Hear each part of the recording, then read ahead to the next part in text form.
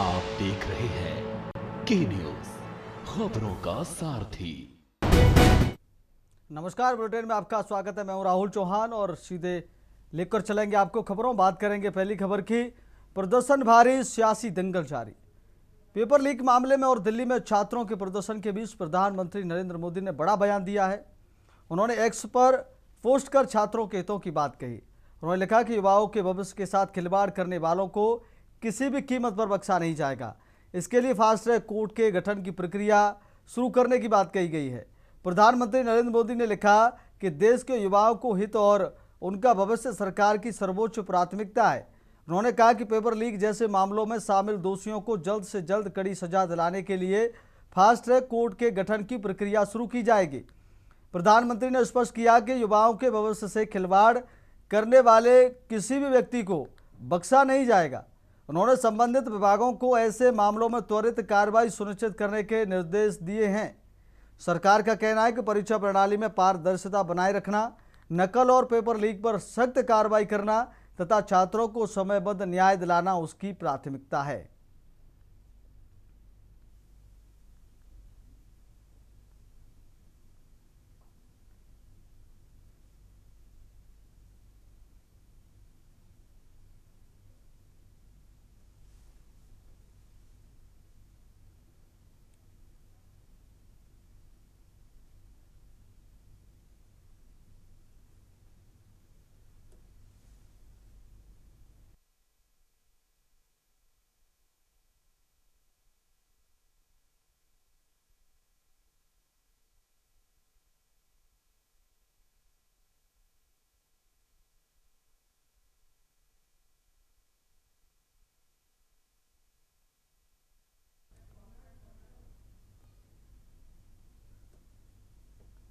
तो प्रधानमंत्री का आज का ये ट्वीट है, उन्होंने ट्वीट किया है।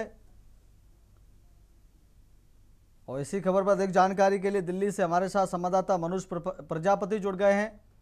मनोज, आज प्रधानमंत्री जी का ट्वीट आया है। उन्होंने कहा है कि फास्ट ट्रैक कोर्ट के जरिए सख्त कार्रवाई दोषियों के ऊपर की जाएगी। क्या प्रतिक्रियाएं सामने आ रही हैं? बिल्कुल, मैं आपको बताना चाहूंगा जिस प्रकार प्रधानमंत्री जी ने एक्स पर ट्वीट कर जानकारी छात्रों को दी है, कहीं ना कहीं उनके हितों की बात कही है। उन्होंने लिखा है युवाओं के भविष्य के साथ खिलवाड़ करने वालों को किसी भी कीमत पर बख्शा नहीं जाएगा। इसके लिए फास्ट ट्रैक कोर्ट का गठन और उनकी प्रक्रिया की बात प्रधानमंत्री ने आज लिखकर ट्वीट कर जानकारी दी है युवाओं को। और इसी के साथ आपको बताया, उन्होंने कहा है कि पेपर लीक जैसे मामलों को शामिल दोषियों को जल्द से जल्द कड़ी सजा दिलाने के लिए फास्ट ट्रैक कोर्ट का गठन प्रक्रिया शुरू की जाएगी। जी, अभी इसके बाद विपक्ष की क्या प्रतिक्रियाएं सामने आ रही हैं? देखिए, अभी भी विपक्ष जो है अपनी उन 3 मांगों को लेकर अड़ा हुआ है। मैं आपको बता दूं, जिस प्रकार छात्रों के साथ बर्बरता बरती गई, उनसे माफी मांगी जाए और धर्मेंद्र प्रधान जी का इस्तीफा लिया जाए। और तीसरी मांग यह है कि छात्रों ने जो जिस प्रकार नीट परीक्षाओं के पेपर लीक की बात कही थी, उस पर भी सरकार का संज्ञान होना चाहिए। ये बड़ी 3 मांगे हैं जो छात्र अभी भी अड़े हुए हैं। जी, ठीक है मनोज, बहुत बहुत धन्यवाद आपका तमाम जानकारी देने के लिए। तो प्रधानमंत्री के ट्वीट के बाद विपक्ष पूरी तरीके से संतुष्ट नहीं है। विपक्ष का कहना है कि धर्मेंद्र प्रधान का इस्तीफा होना चाहिए और हम इससे संतुष्ट नहीं हैं। वो अपनी मांगों पर अड़े हुए हैं।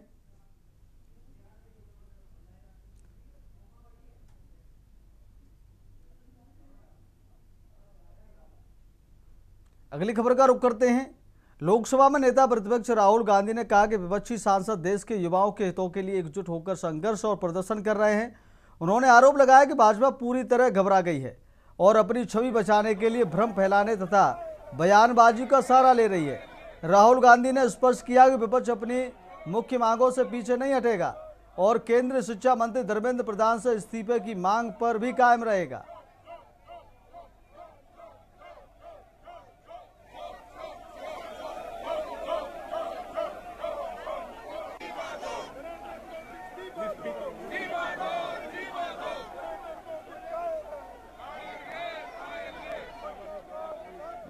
तो हमारे साथ संवाददाता दिल्ली से मनोज प्रजापति हमारे साथ जुड़े हुए हैं।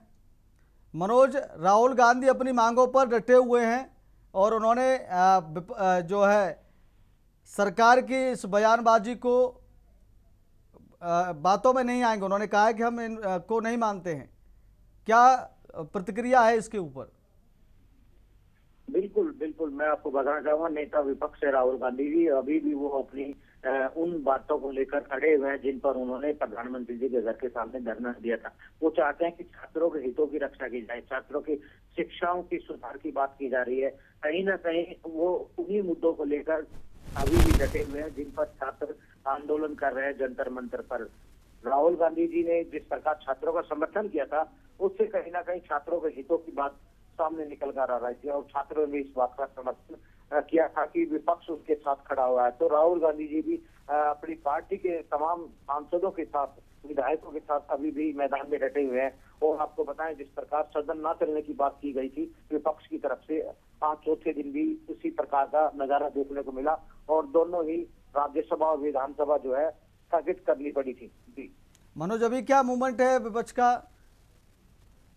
देखिए, विपक्ष ने एक जो ट्वीट अभी प्रधानमंत्री का है उस पर उन्होंने कहा है, इस तरह की जुमलेबाजी पहले भी कई बार हो चुकी है।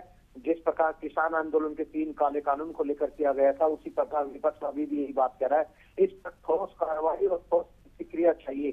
कहीं ना कहीं धर्मेंद्र प्रधान शिक्षा मंत्री है, उनका इस्तीफा उनको चाहिए और उस इन शर्तों को जिस प्रकार रखा गया था पटल पर, उसी को लेकर अभी भी इसी तरह की बयानबाजी विपक्ष की तरफ से निकल कर आ रही है। आपको एक और बड़ी खबर बता दें, सुप्रीम कोर्ट में भी आज जो अधिवक्ता है उन्होंने भी छात्रों के समर्थन में जो है आज प्रदर्शन किया था और एक गुट जो उनका मिलकर गया सुप्रीम कोर्ट लॉन के में इकट्ठा हो गए थे। जी ठीक है मनोज, बहुत बहुत धन्यवाद आपका तमाम जानकारी देने के लिए। तो युवाओं के इस मुद्दे पर प्रदर्शन बढ़ता जा रहा है। राहुल गांधी अपनी मांगों पर डटे हुए हैं। उनका कहना है कि धर्मेंद्र प्रधान का इस्तीफा तो लेकर रहेंगे।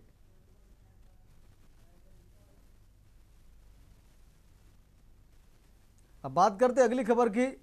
छात्रों के साथ एससी के वकील। सुप्रीम कोर्ट और दिल्ली हाई कोर्ट के वकील आज प्रदर्शन कर रहे हैं छात्रों के समर्थन में। वो मैदान में उतरे गए हैं।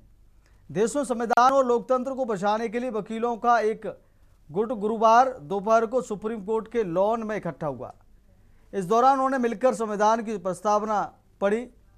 हालांकि इन दौरान उन्होंने कोई नारेबाजी नहीं की। उन्होंने संविधान की प्रस्तावना पढ़ी और राष्ट्रगान गाया। बता दें कि सीनियर एडवोकेट इंदिरा जयसिंह ने भी वकीलों से एकजुटता दिखाने के लिए बिना नारेबाजी किए लॉन में इकट्ठा होने की अपील की थी। बता दें कि इससे पहले मंगलवार को सुप्रीम कोर्ट बार एसोसिएशन और supreme court association for advocates on record ने कॉर्पोरेट जनता पार्टी के संसद मार्च के दौरान प्रदर्शनकारियों पर दिल्ली पुलिस और आरएएफ की कार्रवाई की निंदा करते हुए सार्वजनिक बयान जारी किए थे। सुप्रीम कोर्ट बार एसोसिएशन ने अपने प्रस्ताव में कहा था, सुप्रीम कोर्ट बार एसोसिएशन निर्दोष छात्रों पर हुए बर्बर लाठीचार्ज की कड़ी निंदा करता है। इसमें कई छात्र गंभीर रूप से घायल हुए। इस घटना में एससीबीए के सदस्य भी घायल हुए। एसोसिएशन ने कहा कि लोकतांत्रिक समाज में शांतिपूर्ण छात्रों और बार सदस्यों के खिलाफ जरूरत से ज़्यादा और अनुचित बल प्रयोग पूरी तरह अस्वीकार है। उन्होंने अधिकारियों से घटना की तत्काल निष्पक्ष जांच समय पर करने और बल प्रयोग के लिए जिम्मेदार लोगों की पहचान करने और उचित कार्रवाई करने की मांग की है। Of the bar, and we have taken this so as to extend our support so that it can be conveyed to everybody in the country that the Supreme Court Bar Association members have taken this vouch to stand and support, and all illegality, the brutalities which have been done with the students, we condemn that, and we would take all the legal actions which are required for these things and ensure that justice should prevail, and that is why we have started this with the preamble of our constitution. Because said we are here to stand with the students. We are here to stand on the side of justice. We are here to demand justice for the students. We are not here to agitate for ourselves. This is not about ourselves. This is the right of students and the duty of lawyers to stand here before the Supreme Court and demand justice for them. Ma'am, जो preamble आप लोगों ने पढ़ा, अभी क्या संदेश देना चाह रहे हैं पब्लिक को? वो फ्रेटर्निटी का, जस्टिस। भारत का संविधान जब बनाया गया था, no, It is justice. The role and function of the Supreme Court of India is to dispense justice, which is why we are here in the temple of justice with our demands. अब बात करेंगे अगली खबर की। चोरी का आरोप, छात्रा ने दी जान। मुजफ्फरनगर से एक बेहद दुखद मामला सामने आया, जहां 10 रुपए चोरी के आरोप से आहत चौथी कक्षा की 10 वर्षीय छात्रा ने कथित तौर पर फांसी लगाकर आत्महत्या कर ली। परिजनों ने स्कूल के शिक्षकों पर प्रताड़ना का आरोप लगाया है, जबकि पुलिस मामले की जांच में जुट गई है। मुजफ्फरनगर के नई मंडी कोतवाली क्षेत्र के पचंडा कला गांव स्थित प्राथमिक विद्यालय में पढ़ने वाली कक्षा 4 की 10 वर्षीय छात्रा आयुषी ने बुधवार को अपने घर में फांसी लगाकर जान दे दी। परिजनों का आरोप है कि स्कूल की शिक्षिका ने छात्रा पर बैग से 10 रुपए चोरी करने का आरोप लगाया और इसकी जानकारी दूसरे शिक्षक को दी।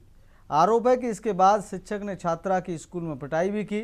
बताया जा रहा है कि स्कूल से घर लौटने के बाद छात्रा इस घटना से बेहद आहत थी और उसने आत्मघाती कदम उठा लिया। सूचना पर पहुंची पुलिस ने शव को कब्जे में लेकर पोस्टमार्टम के लिए भेज दिया। अब परिजनों की तहरीर के आधार पर मामले की जांच की जा रही है और पुलिस आगे की कानूनी कार्रवाई में जुटी है।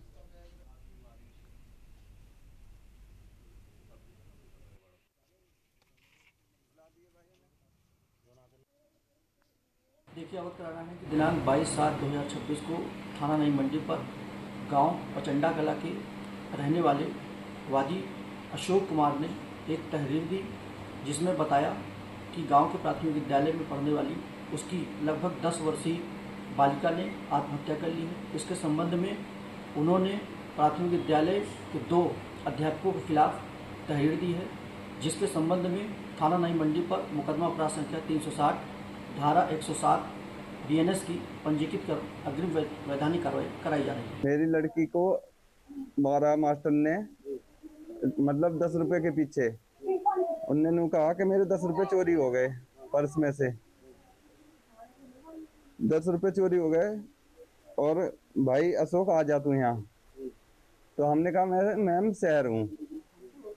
तो उन्होंने कहा कि ठीक है, आज नहीं कल को आ जाइए। उनने सर को बता दिए बात कि इसने 10 रुपए चोरी करे। इसने चोरी करे? लड़की ने हमारी। फिर उसे पीटा।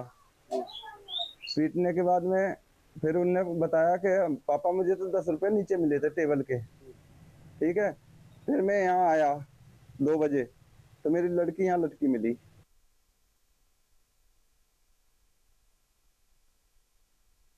फाइल फोटो में ये वही छात्रा है, वही बच्ची है जिसने ये आत्मघाती कदम उठा लिया है। और मुजफ्फरनगर से इसी खबर पर अधिक जानकारी के लिए संवाददाता आशीष यादव हमारे साथ जुड़ गए हैं।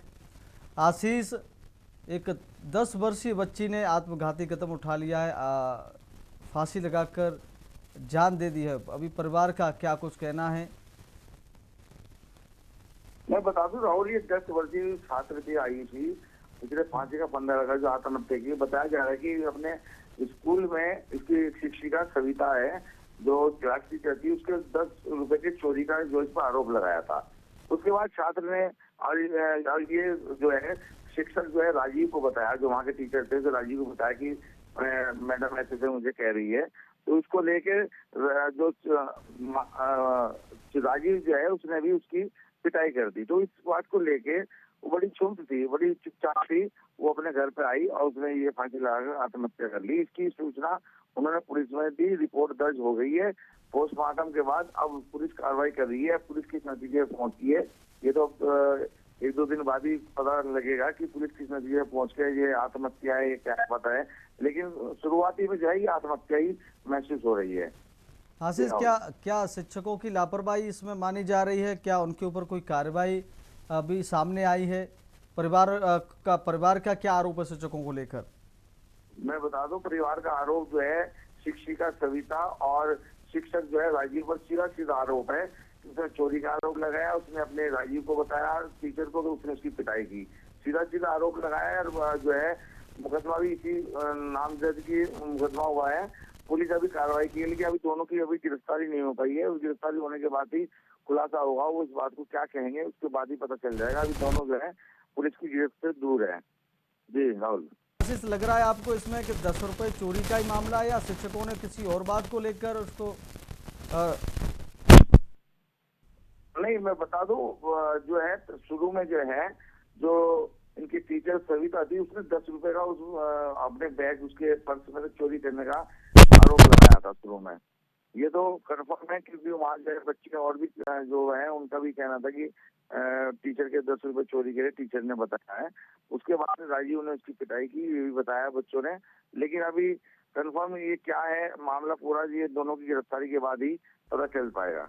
ठीक है आशीष, बहुत बहुत धन्यवाद आपका तमाम जानकारी देने के लिए। तो ये मुजफ्फरनगर में बहुत ही दुखद खबर हम आपको बता रहे, 10 वर्षीय कक्षा 4 की छात्रा ने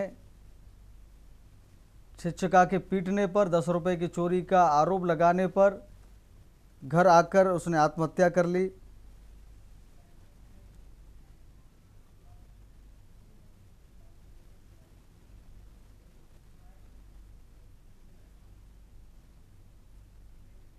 यहाँ रुकेंगे छोटे से ब्रेक के लिए। ब्रेक के बाद बात करेंगे इस लाइन की जगह पानी।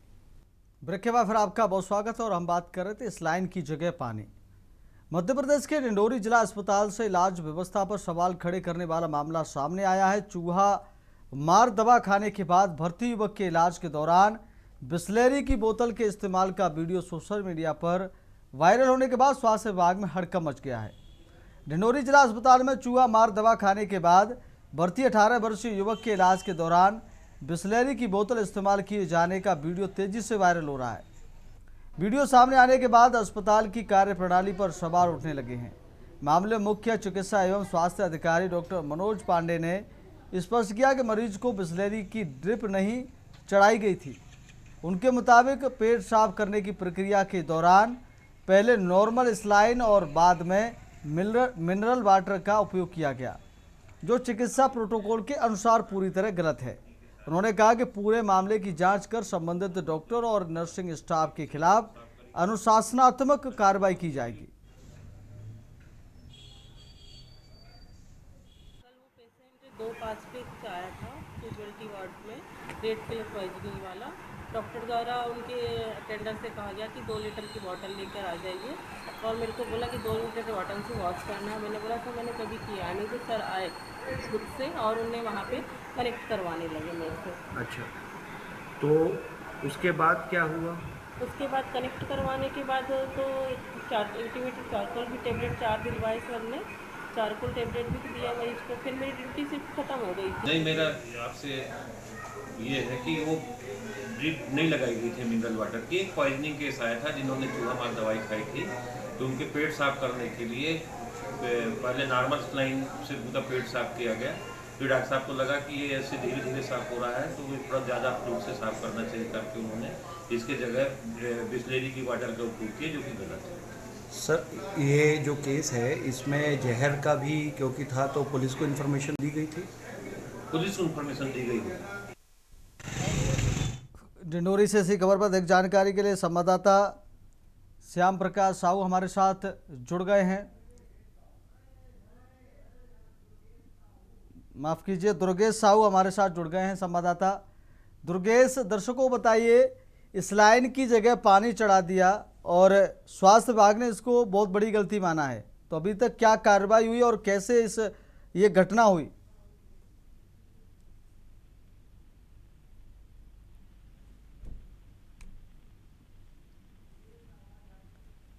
दुर्गेश, आपको आवाज मिल रही है? दुर्गेश, आपको आवाज मिल पा रही है?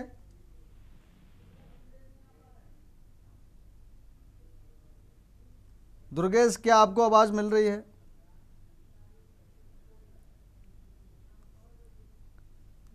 ठीक है, दुर्गेश तक हमारी आवाज नहीं पहुंच पा रही है।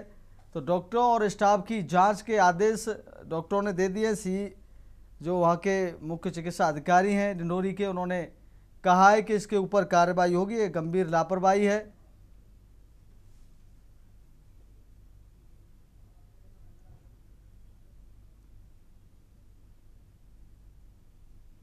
अब बात करें अगली खबर की। महिला आयोग सदस्य वर्सेस डॉक्टर दंपति, पूरी खबर आपको विस्तार से बताएंगे। एटा में राज्य महिला आयोग की सदस्य रेणु गौड़ और स्वास्थ्य विभाग की टीम के साथ एक निजी संस्थान में तीखी नोकझोंक का मामला सामने आया है। मामले में जांच के दौरान कई गंभीर आरोपी सामने आए हैं, जिनकी जांच जारी है। एटा के कोतवाली नगर क्षेत्र स्थित हाथी गेट के समीप सुभाष चंद्र रोड पर सन्मति सेवाधाम में एक विधवा महिला की शिकायत की सुनवाई के दौरान राज्य महिला आयोग की सदस्य रेणु गौड़, सीएमओ की टीम और डॉक्टर दंपति के बीच तीखी नोकझोंक हो गई।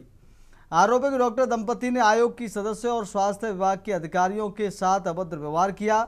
शिकायत में बिना रेडियोलॉजिस्ट के सीटी स्कैन और अल्ट्रासाउंड संचालित करने, मकान की दूसरी मंजिल पर कब्जा करने और धमकी देने जैसे गंभीर आरोप लगाए हैं। वहीं सीएमओ डॉक्टर राजेंद्र प्रसाद के अनुसार जांच के दौरान सीटी स्कैन मशीन बंद मिली और रेडियोलॉजिस्ट की तैनाती की प्रक्रिया पूरी नहीं थी। राज्य महिला आयोग की सदस्य रेणु गौड़ ने पूरे मामले की निष्पक्ष जांच कर आवश्यक कार्रवाई का भरोसा दिया है। वहीं डॉक्टर दंपति के कथित व्यवहार और वायरल वीडियो को लेकर भी मामला चर्चा का विषय बना हुआ है।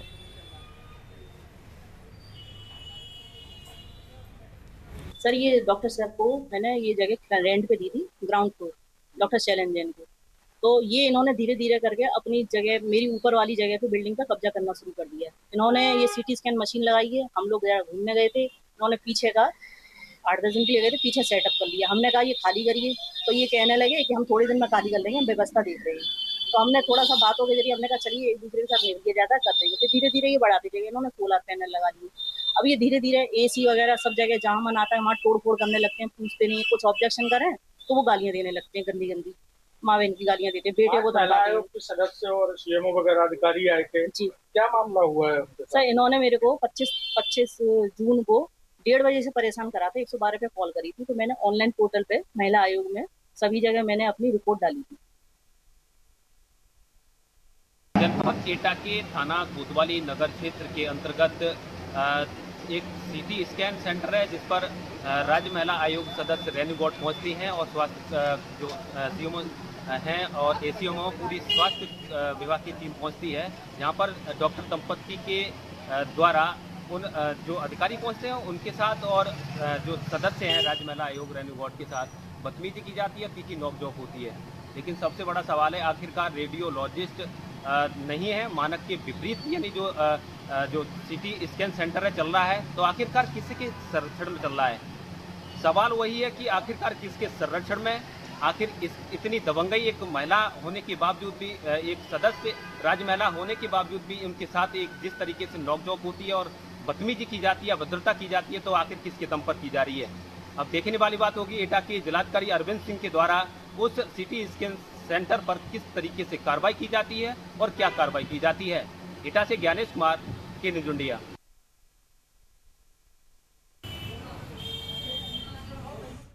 तो इसी खबरों अधिक जानकारी के लिए फोन लाइन पर हमारे साथ संवाददाता ज्ञानेश कुमार हमारे साथ जुड़ गए हैं। ज्ञानेश, क्या पूरा मामला है, क्या अपडेट? जी बिल्कुल, आपको बताता हूँ, जनपद एटा में राज्य महिला आयोग की सदस्य रेणु गौड़ का यानी यहाँ पर निरीक्षण था। लेकिन सबसे बड़ी बात है कि जिस तरीके से जो शिकायत अल्ट्रासाउंड और या सीटी स्कैन को लेकर चल रही थी, तो उस पर निरीक्षण करने के लिए रेणु गौड़ सदस्य जो राज्य महिला आयोग है वो पहुंचे मौके पर। तो सबसे बड़ा सवाल है कि आखिरकार वहाँ ACMO CMO पूरी मतलब टीम पहुंचती है स्वास्थ्य विभाग की, उसके बावजूद भी वहाँ पर महिला जो सदस्य जो महिला आयोग सदस्य हैं उनके साथ अभद्रता एवं तीखी नोकझोंक होती है। ये वीडियो सोशल मीडिया पर जिस तरीके से वायरल हो रहा है, उसमें डॉक्टर दंपति जब जो राज्य महिला आयोग को तक नहीं छोड़ रही है, तो यहाँ पर जिस तरीके से पूरी तरह से दबंगई देखने को मिली है। अब सवाल वही है कि जिस तरीके से महिला के द्वारा और डॉक्टर दंपति के द्वारा जिस तरीके से आरोप मतलब लगाए गए हैं, और जिस तरीके से आरोप क्या मतलब पूरी तरह से जो विधवा एक महिला है उसने आरोप लगाए कि मेरे जो मकान पर कब्जा किया जा रहा है, कब्जे की शिकायत पर यह टीम पूरी मौके पर पहुंची। अब सवाल वही है, अब देखने वाली बात होगी कि किस तरीके से कार्रवाई की जाती है। इस तरीके से डॉक्टर की दबंगई, डॉक्टर और दबंगई की तहत किसके संरक्षण में काम चल रहा है, अभी तक कोई कार्रवाई तक नहीं हो पाई है। जी ठीक है ज्ञानेश, बहुत बहुत धन्यवाद आपका तमाम जानकारी देने के लिए। तो सीटी स्कैन अल्ट्रासाउंड संचालन पर सवाल उठे हैं और जो डॉक्टर दंपति और उन्होंने महिला आयोग की सदस्य और उनसे बीच में तीखी नोकझोंक देखने को मिली है। अब बात करें अगली खबर की। रामपुर में सपा का दंगल। रामपुर की जौहर यूनिवर्सिटी को लेकर जारी विवाद के बीच नेता प्रतिपक्ष माता प्रसाद पांडे विश्वविद्यालय पहुंचे। उन्होंने धरने पर बैठे छात्र छात्राओं से मुलाकात की, विश्वविद्यालय प्रशासन से बातचीत की और भवनों को लेकर जारी नोटिस वापस लेने की मांग उठाई। जौहर यूनिवर्सिटी में चल रहे विवाद के बीच नेता प्रतिपक्ष माता प्रसाद पांडे ने विश्वविद्यालय पहुंचकर धरने पर बैठे छात्राओं से मुलाकात की। हालांकि व्यवस्थाएं बेहतर न होने के कारण वह छात्रों से अधिक देर तक बातचीत नहीं कर सके और इसके बाद विश्वविद्यालय परिसर के भीतर जाकर प्रशासन से वार्ता की। विश्वविद्यालय प्रशासन के साथ बैठक के बाद नेता प्रतिपक्ष ने संत शिरोमणि गेस्ट हाउस में भी चर्चा की और बाद में जिला अधिकारी से मिलने का कार्यक्रम तय किया। इस दौरान उन्होंने कहा कि जौहर यूनिवर्सिटी के भवनों को तोड़ने के संबंध में आरडीओ द्वारा भेजे गए नोटिस को वापस लिया जाना चाहिए। उन्होंने कहा कि इस पूरे मामले का समाधान बातचीत के माध्यम से होना चाहिए और छात्रों के हितों का पूरा ध्यान रखा जाना चाहिए।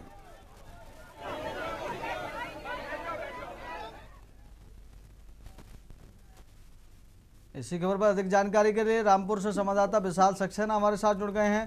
विशाल, दर्शकों को बताइए जौहर यूनिवर्सिटी के अभी क्या स्थिति है? छात्रों के बीच आज माता प्रसाद पांडे पहुंचे थे, विपक्ष के प्रतिपक्ष नेता। बिल्कुल, देखिए रामपुर की जौहर यूनिवर्सिटी हालांकि कहीं ना कहीं खतरे पर नजर आ रही है, लेकिन उसको लेकर कहीं ना कहीं समाजवादी पार्टी के बड़े नेता जौहर यूनिवर्सिटी पर पहुंचते नजर आ रहे हैं। उसी को लेकर आज एक डेलीगेशन समाजवादी पार्टी का रामपुर जौहर यूनिवर्सिटी पहुंचा था।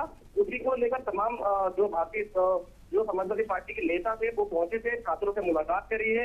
नेता प्रतिपक्ष पहुंचे थे, उन्होंने भी जो वहाँ छात्र धरने पर बैठे हैं उनसे मुलाकात करी, उनसे बातचीत करी है। तो अपने आप में एक बड़ी बात है, कह सकते हैं कि आजम खान की जौहर यूनिवर्सिटी कहीं ना कहीं खतरे पर नजर आ रही है, लेकिन उसको जो वहाँ के छात्र हैं, जो स्टूडेंट जौहर यूनिवर्सिटी में पढ़ते हैं, वो कहीं ना कहीं जौहर यूनिवर्सिटी को बचाने के प्रयास में लगे हुए हैं। अब देखना ये बहुत दिलचस्प रहने वाला है कि आजम खान की जौहर यूनिवर्सिटी को जो बच्चे जहाँ बैठे हैं धरने पर वो बचाने में कामयाब रहते हैं या फिर जो प्रशासन का बुलडोजर चलना पे है या प्रशासन ने जो 15 दिन का अल्टीमेटम जौहर यूनिवर्सिटी के जो आर्थिक भवन थे उनको दिया था तोड़ने के लिए, क्या वो कायम रहने वाले हैं या फिर जो बच्चों की मांग है कि इसको रोका जाए, बुलडोजर नहीं चलाया जाए, बुलडोजर की प्रक्रिया को वापस किया जाए, तो उसको देखने वाली बात ये रहने वाली है रामपुर में कि अब क्या ड्रीम प्रोजेक्ट आजम खान का कहीं ना कहीं संकट में नजर आएगा या फिर इन बच्चों की मांगे प्रशासन पूरी करेगा।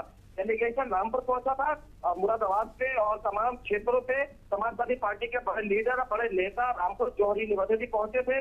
पहुंचने के बाद नेता प्रतिपक्ष ही पहुंचे थे।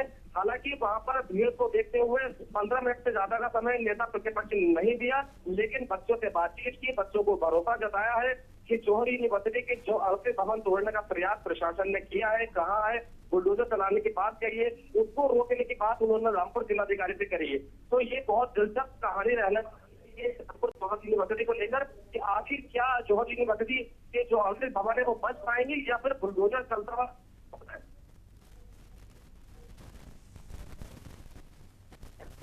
ठीक है विशाल, बहुत बहुत धन्यवाद आपका तमाम जानकारी देने के लिए। तो विश्वविद्यालय प्रशासन से वार्ता की है और भवन तोड़ने के नोटिस वापस लेने की मांग की है।